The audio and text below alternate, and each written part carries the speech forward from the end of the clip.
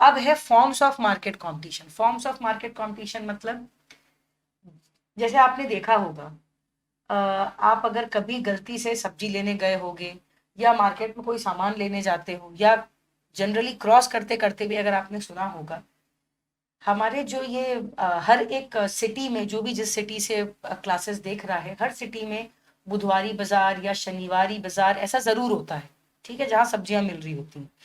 अब वो वाले मार्केट्स में, शनिवारी मार्केट या इन सब में, एक आदमी अगर 10 रुपए किलो टमाटर बेच रहा होता है ना, तो इमिडिएटली दूसरा वाला क्या करता है पता है? 10 का दो, 10 का दो, 10 का दो, ऐसा करने लगता है। या जो भी दूसरे वाले का प्राइस रहेगा ना, उसको कुछ तो कुछ शायरियों में या डायरेक्ट अटैक के रूप में क्या करते रहते हैं, मार्केट में प्राइस बदलता रहता है। आप जब मार्केट में एंटर करोगे ना, तो प्राइसेस कुछ और रहते हैं। जितना ज्यादा आप मार्केट में अंदर और दुकानों में पूछोगे, या जो आप जिनके आप कस्टमर्स हो, वो आपको अलग प्राइस में सामान देंगे। इवन इवन यहाँ पे बात खत्म नहीं हुई है।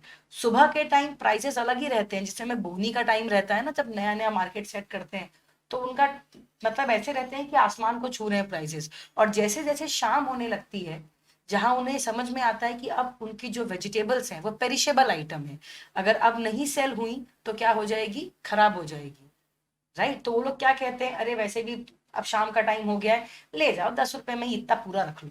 ये होता है। क्यों होता है ये? इसका कारण क्या है? और क्या ये कौन से टाइप का मार्केट फॉर्म है? ये सारी चीजें अब हमें यहाँ समझ में आएंगी कि फॉर्म्स ऑफ मार्केट कंपटीशन क्या है, कितने टाइप्स के मार्केट होते हैं, जिसको तुम रियल लाइफ से जोड़ोगे। हाइपोथेटिकली तो ये सारी चीजें तुम्हें समझ में नहीं आएंगी। इकोनॉमिक्स अगर पढ़ना है और उस पर कमांड रखना है, क्योंकि आपको सीएसईटी में सिर्फ रटा रटाया चीजें नहीं पूछ देगा, आपके समझ से भी आपको बहुत कुछ बनाना होगा। तो आपको क्लैरिटी होनी चाहिए कंसेप्ट की। कंसेप्ट की क्लैरिटी रहेगी तो ये बहुत इजीली आपको समझ जाएगा और वहां आंसर्स भी बन जाएंगे, ठीक है? तो फॉर्म्स ऑफ मार्केट कंपटीशन क्या है? A variety of market structures will characterize an economy. Such market structures essentially refer to the degree of competition in a market. Degree of competition in a market मतलब क्या होता है कि किस हद तक आपस में सेलर्स कॉम्पीट कर रहे हैं या बायर्स कितनी इंफॉर्मेशन रख रहे हैं regarding the product which is being sold in the market. मैं फिर से रिपीट कर रही हूँ। डिग्री ऑफ कंपटीशन मतलब होता है कि किस लिमिट में जो सेलर्स हैं, जो वेंडर्स हैं, आपस में किस लिमिट में वो लोग कंपटीशन कर रहे हैं।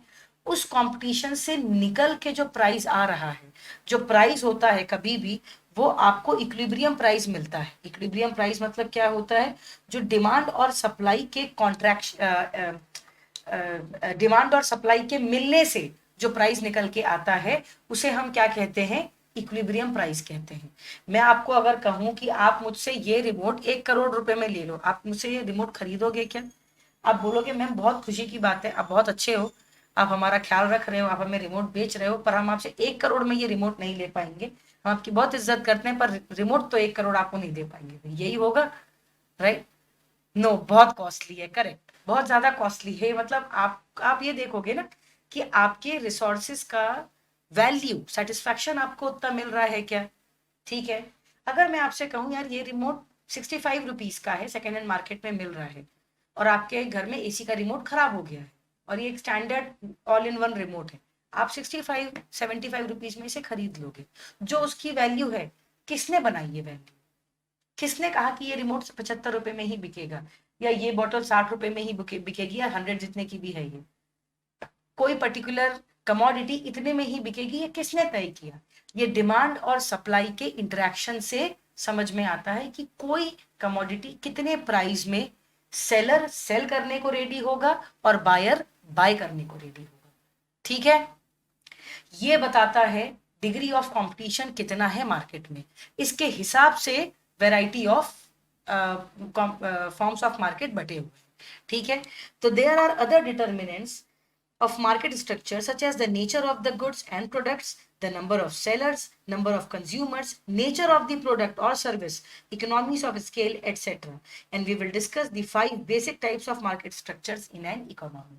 तो सबसे पहला है perfect competition. Perfect competition मतलब एक ऐसा मार्केट कंपटीशन जहां सबको, जितने भी सेलर हैं, जितने भी बायर हैं, जो कि बहुत ज्यादा तादाद में है, लार्ज नंबर में है, सबको सारी अवेयरनेस है कि मार्केट में क्या चल रहा है। मतलब मुंबई में बैठा हुआ बायर जो है उसे ये पता है कि गुजरात में किसी सिटी में छोट के एक्सटीरियर एक गांव में, एक आउटस्कर्ट्स में भी आलू कितने रुपए का बिक रहा है। ऐसा हो सकता है क्या रियलिटी में? नहीं। पर हाइपोथेटिकली परफेक्ट कंपटीशन एक हाइपोथेटिकल फॉर्म ऑफ मार्केट है। कैसा मार्केट है? Hypothetical form of market. Hypothetical या इमेजिनरी भी कह सकते हो, ठीक है। लेकिन इस पर्टिकुलर परफेक्ट कंपटीशन का ये अजम्पशन होता है कि इस मार्केट स्ट्रक्चर में लार्ज नंबर ऑफ बायर्स होते हैं और सेलर्स होते हैं, ठीक है। सारे सेलर्स, जितने भी मार्केट में सेलर्स हैं, वो कैसे सेलर्स हैं? स्मॉल सेलर्स हैं। और इन कंपटीशन है ईच अदर। ये इसके एक एक प्री रिक्विसाइट है। सबसे पहला, there are large number of buyers and sellers, number 1। दूसरा, स्मॉल सेलर्स हैं, नंबर 2। तीसरा, एक दूसरे के साथ कंपटीशन में है। कोई भी एक बड़ा सेलर नहीं है जो कि एक सिग्निफिकेंट मार्केट में इन्फ्लुएंस रख के बैठा है या मार्केट को का एक बड़ा चंक रख के बैठा है। ऐसा एक भी सेलर नहीं है। सब छोटे छोटे सेलर्स हैं। सेलर्स और बायर्स लार्ज नंबर में है, लार्ज नंबर में है, इसीलिए छोटे छोटे हिस्से लेके बैठे हुए हैं, ठीक है। और जितने भी फर्म्स है मार्केट में, वो क्या है? प्राइस टेकर है। प्राइस टेकर क्यों है भाई वो लोग? Why they are not price maker? क्योंकि प्राइस मेकर, मार्केट को इन्फ्लुएंस करने वाला तो एक भी सेलर नहीं है ना। मार्केट में बनाने वाला प्राइस को कोई नहीं है, क्योंकि कोई भी इतना इन्फ्लुएंशियल पोजीशन में है ही नहीं। सब एक दूसरे के साथ कंपटीशन में है। तो अगर बाजू वाला 10 रुपए किलो आलू बेच रहा है तो इमीडिएटली ये वाला सेलर भी क्या करेगा? 10 रुपीज केजी कर देगा पोटैटो का प्राइस। समझ में आया? इतना तक क्लियर है? अब इस पर्टिकुलर मार्केट के कुछ असम्पशंस होते हैं। असम्पशंस मतलब कुछ प्री कंडीशंस जिनके बिना ये मार्केट फॉर्म को हम अज्यूम नहीं कर सकते या ये मार्केट फॉर्म बन नहीं सकता। तो वो क्या क्या है?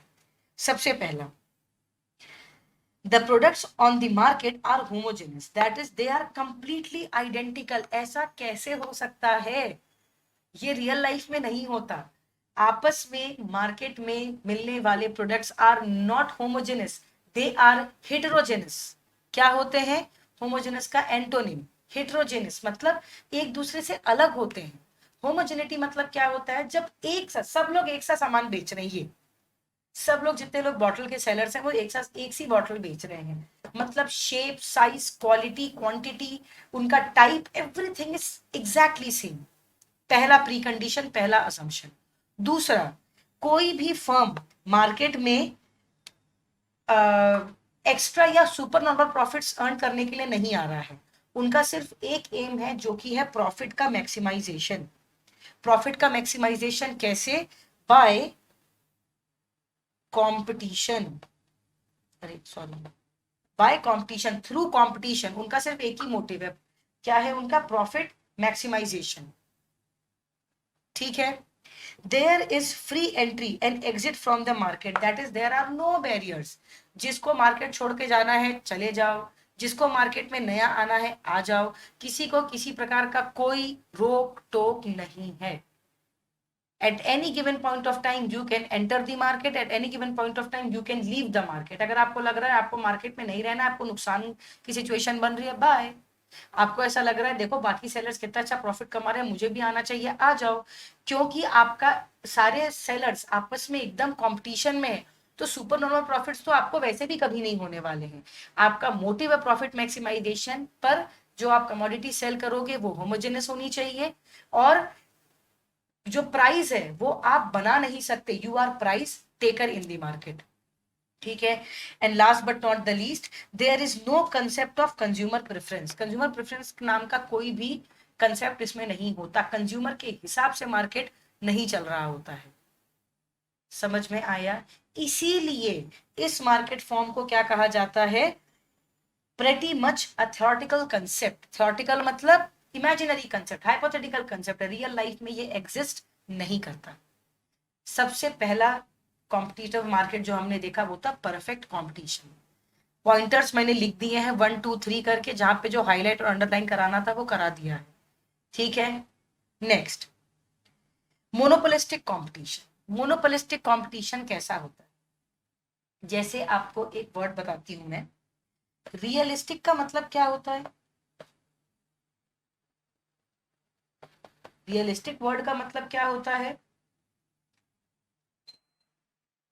जो रियल नहीं है पर रियल के जैसा है।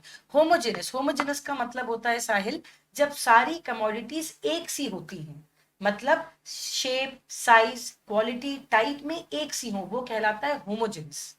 और हेट्रोजेनस मतलब होता है जब वो आपस में अलग अलग टाइप या साइज की होती है। जैसे हम ये नहीं देख कह सकते ना कि मार्केट में मिलने वाला पोटैटो या टोमेटो या गारमेंट्स या एपल्स सब एक से टाइप और साइज के होते हैं क्या? अरे भाई, मार्केट में मिलने वाला आलू कहीं पे बड़ा होता है, कहीं पे छोटे वाले आलू आते हैं। ऐसे अलग अलग टाइप के पोटैटोज आते हैं, अलग अलग टाइप के एपल्स आते हैं, अलग अलग टाइप के इलेक्ट्रॉनिक डिवाइसेस आते हैं। क्या सब एकदम समान होते हैं क्या एक दूसरे से? नहीं। पर परफेक्ट कंपटीशन वाले मार्केट का ये एक असम्पशन है कि जितनी भी कमोडिटीज मार्केट में मिल रही हैं, जैसे आलू तो सारे एक से होंगे, टोमेटो तो सारे एक से होंगे, रिमोट तो सारे एक से होंगे, मोबाइल फोन सारे एक से होंगे, ऐसा प्रैक्टिकली पॉसिबल नहीं। ठीक है, ये होता है मीनिंग ऑफ होमोजेनस। तो यहाँ पे परफेक्ट कंपटीशन में, क्योंकि ये एक हाइपोथेटिकल मार्केट है, इसलिए अजम्पशन होता है कि सारे प्रोडक्ट्स क्या है, होमोजेनस है। इसीलिए कंज्यूमर चाहे तो आपसे सामान ले लेगा, चाहे तो मुझसे सामान ले लेगा।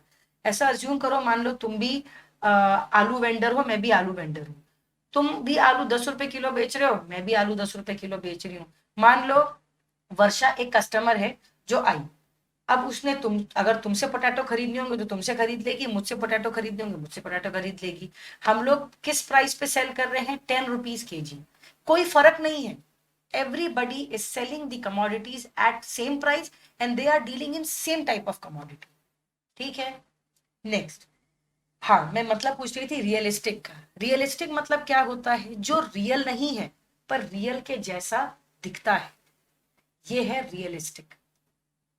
ठीक है। वैसे ही मोनोपोलिस्टिक क्या होगा? जो मोनोपली के जैसा लगता तो है पर मोनोपोलिस पर पूरी तरह मोनोपली मार्केट की तरह होता नहीं है, लगता है कि वो मोनोपोलिस्टिक की तरह है। मोनोपोली मार्केट कंपटीशन आपको यहाँ पे दिया हुआ है, तो मोनोपोलिस्टिक समझने के पहले हम पढ़ेंगे कि मोनोपली क्या होती है। ठीक है। मोनोपली मार्केट में क्या होती है? जब किसी कमोडिटी को बेचने के लिए, सेल करने के लिए सिर्फ एक ही सेलर होता है, तो उसे हम कहते हैं मोनोपली। ठीक है। तो इन अ monopoly type of market structure there is only one seller, so a single firm will control the entire market. It can set any price it wishes. Excuse me. It can set any price it wishes since it has all the market power. ये जो एक व्यक्ति है, don person, इसके पास सारी market power है। ये price maker है, प्राइस टेकर नहीं है। जैसे परफेक्ट कंपटीशन में क्या था, जितने भी फर्म्स थे और सेलर्स थे वो प्राइस टेकर थे।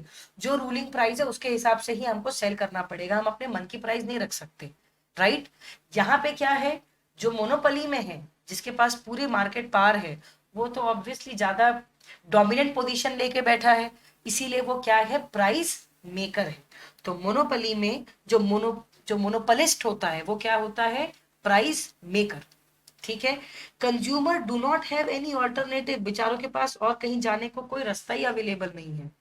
तो सेलर के द्वारा फिक्स किए गए प्राइस को उन्हें पे करना ही पड़ेगा, and so they have to pay the price set by the seller. इसका मतलब यहाँ पे क्या हो गया, ये प्राइस मेकर जो प्राइस बनाता है, और प्राइस बनाने के कारण, क्योंकि ये मोनोपली में है, इकलौता सेलर है, कंज्यूमर्स को इसकी बात माननी पड़ेगी और जो प्राइस में ये सेल कर रहा है उस प्राइस पे कमोडिटी को खरीदना ही पड़ेगा। ठीक है। मोनोपली मार्केट एक्सट्रीमली अनडिजायरेबल होता है। क्यों? क्योंकि यहाँ पे कंज्यूमर्स के हित का ध्यान नहीं रखा जाता। ठीक है। तो monopolies are extremely undesirable. Here the consumers lose all their power and market forces become irrelevant. However, a pure monopoly is very rare in reality. Again, monopoly undoubtedly घातक होती है, एक ऐसा मार्केट फॉर्म है जो अनडिजायरेबल होता है, पर रियल लाइफ में रेयरली आप कोई प्योर मोनोपोली का टाइप देखोगे, मतलब ऐसा कोई कमोडिटी, आप लोगों का होमवर्क है ये, आप लोग कल मुझे मिनिमम एक ऐसी कमोडिटी बताएंगे या एक ऐसा गुड या सर्विस बताएंगे जो हमारे इंडिया में, मैं बाकी कंट्रीज की बात नहीं कर रही हूँ, मैं इंडिया की बात कर रही हूँ, कि इंडिया में ऐसी कोई एक कमोडिटी जो कि मोनोपोली के रूप में है। ठीक है, ये आप लोगों का होमवर्क है, कल आप लोग मुझे बताओगे ही, मैं यहाँ लिख दे रही हूँ होमवर्क, ताकि मैं भी ना भूलूं। ठीक है, ये आप लोगों का होमवर्क है कि नेम वन कमोडिटी या सर्विस जो कि हमारे भारत देश में मोनोपोली में है और जिसका आए बाएं प्राइस चार्ज किया जा रहा है। ठीक है, अब आते हैं मोनोपोलिस्टिक में। मोनोपोलिस्टिक कैसा है, जो लगता तो है मोनोपोली जैसा पर कोर मोनोपोली होता नहीं है। There is a more realistic scenario that actually occurs in the real world. In monopolistic competition, there are still a large number of buyers as well as sellers, but they do not sell homogeneous products. अब तुम लोगों का doubt clear होगा। Perfect competition में क्या हो रहा था कि सब लोग होमोजेनस प्रोडक्ट सेल कर रहे थे। ठीक है, मोनोपोलिस्टिक कंपटीशन में क्या होता है कि हर एक कमोडिटी के लिए मोनोपोली में एक एक कमोडिटी का टाइप होगा, पर वो एक दूसरे से ना कुछ अलग टाइप की चीजें बेच रहे होंगे या अलग टाइप के कॉम्पोजिशन की चीजें बेच रहे होंगे। जैसे सेंसोडाइन एक टूथपेस्ट की कंपनी है, एक ब्रांड है, आपने सुना होगा। फिर कोलगेट भी एक ब्रांड है। फिर समझ लीजिए मैक्स फ्रेश एक टाइप आता है। ठीक है, क्या तीनों टूथपेस्ट के टाइप बिल्कुल सिमिलर है क्या आपस में? क्वेश्चन, क्या तीनों आपस में बिल्कुल कॉमन है? नहीं है, पर तीनों हैं तो टूथपेस्ट, है कि नहीं? तीनों हैं तो टूथपेस्ट, पर आपस में क्या एकदम हूबहू बिल्कुल सेम है? नहीं है, आपस में उनमें कुछ ना कुछ फर्क है। किसी में लौंग है, किसी में धनिया है, किसी में जीरा है, किसी में हल्दी है, किसी में हींग है। आजकल नहीं आता ऐसे वाला, हम आपके टूथपेस्ट में नमक है, हाँ है, आपकी टूथपेस्ट में लौंग इलायची है, हाँ है, आपके टूथपेस्ट में लौंग इलायची धनिया हल्दी गरम मसाला, बस वही बाकी रह गया है। बाकी तो हर टाइप के टूथपेस्ट मार्केट में आ गए हैं। बेस तो सब टूथपेस्ट ही रहे हैं, but they are slightly differentiated from the other one. इसे कहते हैं monopolistic competition. The products are similar, होंगे एक दूसरे को सेम, पर उनके बीच में स्लाइट डिफरेंशिएशन रहेगा जो उस प्रोडक्ट को अपने आप में यूनिक बना देगा। किसी के में यूवी प्रोटेक्शन है तो किसी के में यूवी के साथ और पता नहीं कौन सा प्रोटेक्शन वाला ये है, किसी में ऑर्गेनिक है, किसी में टी ट्री पड़ा हुआ है। बेच सब लोग मुंह में लगाने वाला क्रीम ही रहे हैं, पर स्लाइटली एक दूसरे से क्या है, डिफरेंशिएटेड। ठीक है, now the consumers have the preference of choosing one product over another. The sellers can also charge a marginally higher price since they may enjoy some market power. अब किसी पर्टिकुलर स्किन केयर के product में, जो कि आजकल बहुत ज्यादा fashion में आ गया है, स्किन केयर वाला प्रोडक्ट की इस टाइप के टी ट्री ऑयल्स अगर इसमें पड़े होंगे तो ये हमारी क्या हमारी स्किन को एक्सफोलिएट कर देगा, ऐसा सब कुछ आजकल आता रहता है। तो मान लो एक जो प्रोडक्ट है एक्स क्रीम है कोई भी, ठीक है, जो एक्स क्रीम सेल कर रहा है मार्केट में, वो ये कहता है कि क्योंकि मेरे प्रोडक्ट में ऑर्गेनिक चीजें पड़ी हुई हैं इसीलिए मेरे प्रोडक्ट का प्राइस थोड़ा ज्यादा है। तो आप उसको ज्यादा प्राइस पे करने को तैयार इसलिए हो क्योंकि उसके कमोडिटी में कोई एक पर्टिकुलर ऑर्गेनिक प्रोडक्ट एक्स्ट्रा पड़ा हुआ है जिसके कारण वो प्रोडक्ट महंगा है। क्रीम तो दोनों सेल कर रहे हैं, एक्स ब्रांड भी क्रीम सेल कर रहा है, फेस क्रीम, और वाई जो ब्रांड है वो भी क्रीम ही सेल कर रहा है। पर एक्स क्रीम महंगा क्यों है? क्योंकि उसमें किसी टाइप का एक एडिशनल चीज पड़ी हुई है जिसके कारण वो महंगा है, पर बेस दोनों का क्या है, same, that they both are selling face cream. समझ में आया? जैसे शूज, एडिडास वाला कहता है कि अब आपका जूता सांस भी लेता है, तो भाई नॉर्मल शूज से एडिडास वालों का जूता महंगा है क्योंकि they have certain reasons for that. Correct? तो आपस में बेच सभी लोग जूता रहे हैं, पर किसी के जूते में कोई खास बात है, किसी के शूज में कोई खास बात है, किसी के शूज में कोई खास बात है। करेक्ट? तो they are selling slightly differentiated products. ठीक, now the consumers have the preference of choosing one product over another. अब भाई जिसको टी ट्री की जरूरत है वो फेस क्रीम वैसा ले ले जिसमें टी ट्री ऑयल पड़ा हुआ है, जिसको किसी टाइप की ऐसी जरूरत नहीं है वो और किसी टाइप का प्लेन बोरोलिन या बोरोप्लस क्रीम भी लगा सकता है, कोई नीविया यूज कर सकता है, ये डिपेंड करता है उनके प्रेफरेंस और चॉइस पे। ठीक है, so the sellers become the price setters to a certain extent. इसीलिए जो अभी हमने कहा था ना प्राइस मेकर, मोनोपोली में भी प्राइस मेकर होता है, यहाँ पे भी मोनोपोलिस्टिक कंपटीशन में सेलर प्राइस मेकर या प्राइस सेटर ही कहलाएगा, पर एक एक्सटेंट तक ही वो अपने प्राइस को रख सकता है। अगर मैं कुछ ऐसा कर दूं कि भाई मेरा जो क्रीम है, अगेन मेरे क्रीम में ऐसी कुछ खास बात है कि वो 50 लाख का बिकेगा, अब लोग क्या कहेंगे, भाई इतना भी ओवर एक्टिंग नहीं करनी है, ठीक है आपका क्रीम बहुत अच्छा है पर 50 लाख का एक ट्यूब कुछ ज्यादा नहीं हो गया, राइट? तो उसका भी एक एक्सटेंट होता है, वरना क्या होगा, हम डिसलॉयल कस्टमर्स आपको छोड़ के किसी और ब्रांड के पास चले जाएंगे। सब्स्टिट्यूट तो are always available in the market. अगर 50 लाख का क्रीम खरीदना पड़ गया तो हम खुद ही से क्रीम बना लेंगे, उसके बाद वो ज्यादा आसान और सस्ता पड़ेगा हमें, राइट? तो सेलर्स भी प्राइस सेटर होते हैं मोनोपोलिस्टिक कंपटीशन में, but to a certain extent. ठीक है, for example the market for cereals in a monopolistic competition, the products are all similar but slightly differentiated in terms of taste and flavors. Another such example is toothpaste. इसने हमारा example चोरा है, I swear to God, मेरे को नहीं पता था यहाँ टूथपेस्ट का एग्जाम्पल है। चोरी डकैती पसंद नहीं है मुझे, इतना अच्छा हमारा यूनिक एग्जाम्पल था कोलगेट वाला, प्रियंका चोपड़ा ऐसे उड़ती भी आती है माइक लेके। चलो नेक्स्ट है oligopoly. In an oligopoly there are only a few firms in the market. Oligopoly में क्या होता है, बायर्स तो रहेंगे ही ज्यादा, जो सेलर फर्म्स हैं वो क्या रहेंगे, फ्यू रहेंगे, कम रहेंगे। क्या कह रहे थे हम बात की, अब ओलिगोपोली में क्या होगा, इसका बेस्ट एग्जांपल देखने के लिए मोबाइल फोन से, भले ही बनाने वाली कंपनीज होंगी पर 3 से 5 ऐसी डोमिनेंट फर्म्स हैं जो आपको देखने को मिलती है मार्केट में मोबाइल फोन्स के रिलेशन में। शाओमी ले लोगे, सैमसंग ले लोगे, एप्पल ले लोगे, और एक दो और ऐसे ब्रांड्स होंगे जिनको आप वन प्लस वगैरह, जो कि डोमिनेंटली लोगों के द्वारा खरीदे जाते हैं या उनके ही ब्रांड या उनके ही प्रोडक्ट पे ट्रस्ट किया जाता है। ठीक है, तो ओलिगोपोली कैसा होता है, जहां पे 3 से 5 ऐसे डोमिनेंट फर्म्स होते हैं जो मार्केट को रूल कर रहे होते हैं, और ये आपस में क्या कर रहे होते हैं, कॉम्पिटिशन कर रहे होते हैं। ठीक है, तो so in the case of an oligopoly the buyers are far greater than the sellers. Sellers से बहुत ज्यादा तादाद में है बायर्स, और ये जो 3 से 5 सेलर्स हैं ये आपस में कंपटीशन करके इन बायर्स को केटर कर रहे होते हैं। ठीक है, the firms in this case either compete with another to collaborate together. They use their market influence to set the prices and in turn maximize their profits. So the consumers become the price takers. यहाँ पे भी क्या हो रहा है, क्योंकि इनके बीच में इतना क्लोज कंपटीशन होता है तो ये एक पीस बना लेते हैं बाकी कॉम्पिटिटर्स के भी साथ कि ठीक है अगर इस वैल्यू का प्राइस इतने में, मोबाइल इतने में बिक रहा है तो हम भी नियर अबाउट इस कॉन्फ़िगरेशन का मोबाइल इतने में ही सेल करेंगे। अब जो ज्यादा अच्छा एडवर्टाइजमेंट कर दे या कंज्यूमर जिस पे ज्यादा अच्छा ट्रस्ट कर ले, अल्टीमेटली कंज्यूमर होते क्या है, प्राइस टेकर्स, राइट? जैसे आप अगर देखो कि कोई डोमिनेंट मोबाइल कंपनी, क्या आपने देखा जो अच्छा मोबाइल बनाती है, एक डोमिनेंट मोबाइल कंपनी 3,000 रुपए में 12,000 जो मार्केट में मोबाइल बिक रहा है उस वैल्यू के प्रोडक्ट को क्या 3,000 में मार्केट में सेल कर देगी? Never ever it will happen, कभी नहीं होगा, क्योंकि इनके भी आपस में एक कोऑर्डिनेशन या एक सामंजस्य रहता है कि आपस में भी ये क्या करती है, कॉम्पीट करती हैं, क्योंकि इनको भी पता है बायर्स इतनी ज्यादा तादाद में है कि पूरे मार्केट सेगमेंट को एक इकलौती कंपनी केटर नहीं कर सकती।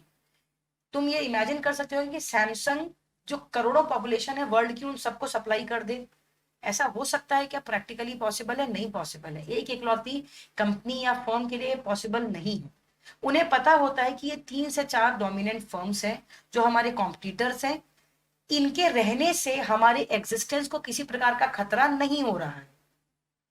ठीक है, इसीलिए ओलिगोपोली में there are various barriers to entry in the market and new firms find it difficult to establish themselves. इसीलिए अगर कोई नई मोबाइल कंपनी अपने आप को लॉन्च करने का मार्केट में सोचेगी तो उनको एग्जिस्टिंग इन जो कंपनीज है इनसे क्या करना पड़ेगा, फाइट करना पड़ेगा। ठीक है, आगे उसके बाद आता है जो नेक्स्ट और लास्ट मार्केट फॉर्म है वो है डुओपोली। डुओपोली मतलब डुओ का तो मतलब ही है दो, डुओपोली मतलब जहां पे 2 सेलर्स होंगे और बायर्स को वो सेल कर रहे होंगे commodities. A duopoly is a kind of oligopoly, a market dominated by a small number of firms. In the case of a duopoly, a particular market or industry is dominated by just two firms, दो ही firms होंगी. This is in contrast to the more widely known case of monopoly, when just one company dominates.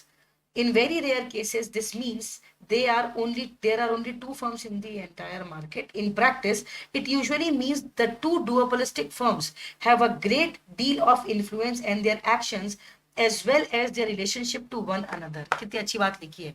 क्या कहा गया है कि duopoly में दोनों market competitors जो हैं उन्हें भली भांति अच्छी तरह पता है कि वही दो लोग हैं जो मार्केट में क्या कर रहे हैं, इस समय कॉम्पीट कर रहे हैं। तो इसीलिए आपस में उनके एक्शंस क्या रहेंगे, एक दूसरे को इन्फ्लुएंस करने वाले रहेंगे। ठीक है। duopolistic markets are imperfectly competitive, so entry barriers are typically significant for those attempting to enter the market. अब ये जो दो शेयर लोग हैं, इनने मार्केट में अपना अच्छा पांव जमा लिए हैं, पैर अच्छी तरह जमा लिए हैं, फिक्स हो गए हैं ये लोग। तो जो नया पर्सन रहेगा, नया कंपनी या नया फर्म रहेगा जो मार्केट में अटेम्प्ट कर रहे हैं एंटर होने के लिए, उन्हें बहुत सोच समझ के क्या करना पड़ेगा, एंट्री लेनी पड़ेगी। क्योंकि एक छोटी गलती और ये दोनों जो एग्जिस्टिंग मार्केट्स हैं जो सम वॉट मोनोपोली की तरह हो गए हैं दो भले ही, पर ये दोनों ने अपना पैर ऐसा जमा लिया है कि they are in a position to be a market और प्राइस मेकर।